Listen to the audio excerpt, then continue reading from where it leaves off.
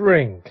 Brink. That really is one of those words that sounds weirder the more you say it, isn't it? It sounds like the name for a colour somewhere between brown and pink, like you got bored and mixed your Neapolitan ice cream together. It also sounds like onomatopoeia for the sound you get when you bring a hammer down onto, say, a video game disc. On the whole, it's a name I find increasingly hard to take seriously. Like if you were to tell me that Brink is a stylized class-based multiplayer shooter that sets out to compete with Team Fortress 2, that would be a statement I would find very hard to take seriously. I have to admit though, a game has to be pretty fucking confident to put itself into a position where it has to be compared to Team Fortress 2. There's courageous, and then there's seeing if you can fit your entire head through a cattle grid. So yes, Brink is a stylized class-based multiplayer shooter set on a floating futuristic gated community called the Ark, but this casual biblical reference proved foreshadowy as the rest of the planet flooded and the Ark became mobbed by refugees with hilarious accents. You get to decide whether you're going to side with the snobby security forces who aren't racist but think this was a much nicer neighbourhood before the immigrants got word of it, or the selfish refugee resistance who fucked everything up in the first place. Go team! But if you have trouble remembering all that, the two groups have conveniently colour-coded themselves blue and red respectively, not to be confused